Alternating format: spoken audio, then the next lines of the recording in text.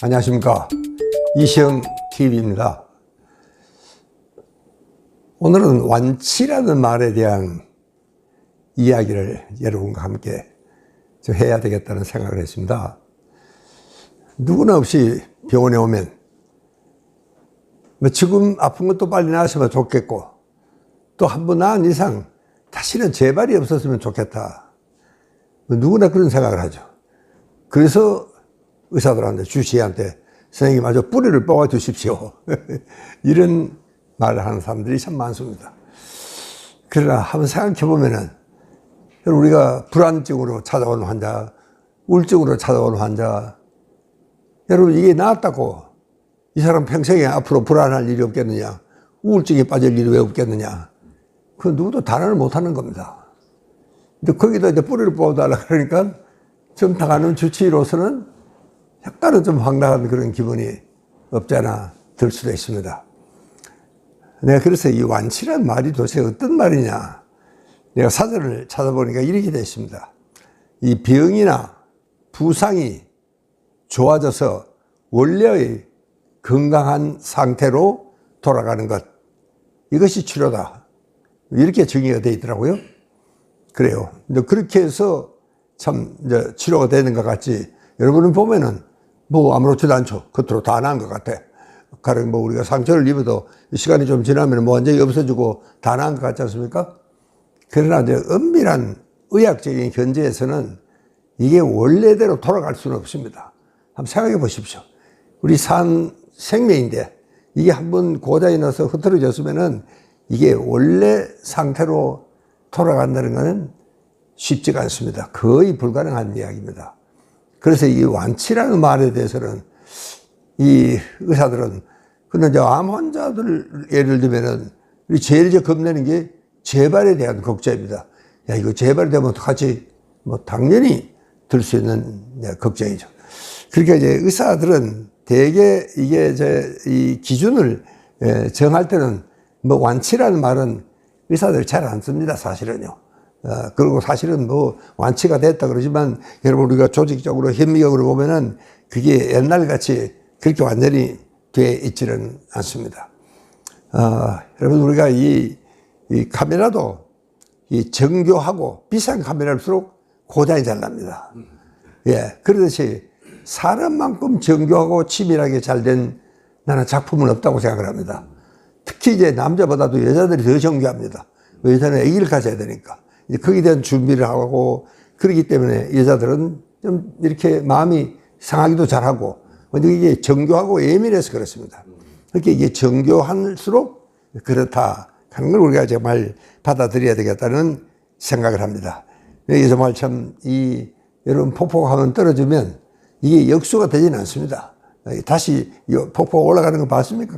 그냥 물이라는 건 아래로 흘러가는 거예요. 뭐 흘러가 버리면 끝이야. 이제 그거를 다시 옛날처럼 돌린다는 것은, 그건 정말 이 우주의 기운으로 봐서도 그럴 수는 참 없겠다 하는 것이 제 생각입니다.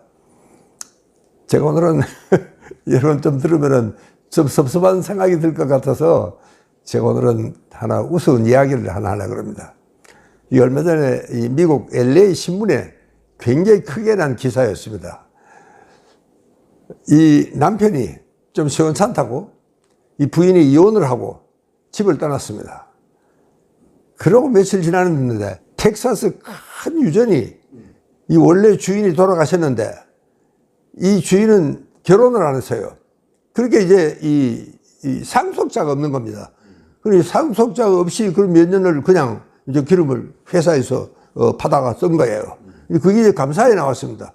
야, 이거 이럴 수가 있느냐? 누구라도 찾아서, 법적인 상속을 찾아서 이 기름 유전을 지금까지 했는 파먹은 기름값하고 또 앞으로 이 떡을 다 주도록 해라. 미국 법은 뭐 굉장히 엄격하죠, 사실은요. 그러자 찾다 보니까 이 남자가 그래도 제일 법적으로 상속권이 있는 남자예요. 그게 뭐 신문에 뭐같이 났습니다. 그러더니 이 마누라가 들어보니까 이상 기가 찰지라는 거예요. 그래서 이제 마누라가 허겁지겁 달려와서, 여보, 내가 농담해서, 그러니까 이 남자 빙긋이 웃더니, 여보, 나는 당신한테서 한 번도 농담을 들어본 적이 없다. 그런 이야기를 했다고 합니다. 그래서 원상복구가 안 되는 겁니다. 사실은 따지고 보면요. 더구나 뭐 자기를 완전히 바보 취급하고 그렇게 인격적으로 모독을 하고 그러고 떠난 여자하고 인지 와서 다시 그리참 옛날처럼 되리라 그런 거는 쉽지가 않죠. 그러니까 사실은 이 환자는 물론이고 가족들도 완치라는 말을 하지만 특히 이제 이 제일 걱정이 사실은 암 환자들입니다. 암이 재발했다 그러면은 상당히 환자들에게는 마음의 충격을 많이 입게 되죠. 그래서 이제 의사들은 완치라는 말을 하지 않고 암 환자들에게는 이 5-year survival이라는 이야기를 합니다. 5년 동안 생존할 가능성. 이제 이것이 얼마나 되느냐. 이제 이것 가지고 대충 이야기를 합니다. 그러니까 이제 완치라는 말 대신에 네가 암에 정말 걸려서 5년만 살아도 참 잘 사는 거다. 그거 넘어가면 뭐 정말 아주 기적 같은 이야기고 실제로 그런 환자도 물론 많습니다. 뭐 그렇다고 완치라는 말을 가령 암에 걸려서 수술해도 뭐 그거 떼냈잖아요. 그게 뭐 정상으로 돌아갈 일은 없잖아요. 여러분이 아마 그렇게 생각을 좀 해주시고 인간에게는 그런 말을 하는 의사들은 좀 매정하다고 생각하겠지만 그래서 어느 그 유명한 이 암 전문의가 그런 이야기 했습니다. 암의 완치라는 건 없다. 그건 왜냐하면 우리도 다 암세포를 갖고 있습니다. 여러분 나도 갖고 있고 뭐 모든 사람이 하루에 한 5천 개의 암세포가 생기는 겁니다. 그거를 이제 그때 처리를 못하고 격퇴를 못하면 암 환자가 되는 거예요.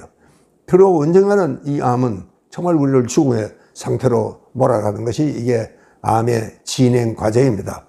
그리고 거기다 대고 이 완치라는 말을 의사들이 쓴다는 것은 오히려 그것은 의사의 하나의 오만이 아닌가 저는 그런 생각도 합니다.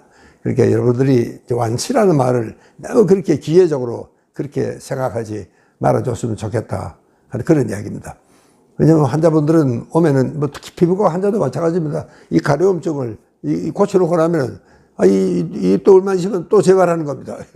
그래서 참 뿌리를 뽑아달라고 하는 이야기를 환자들이 자주 하게 되는데 여러분 실제로 이 완치라는 말을 그렇게 글자 그대로 해석을 하는 그러기는 안 했으면 좋겠다 하는 그런 이야기를 말씀을 드리고 오늘 제 이야기를 마치겠습니다.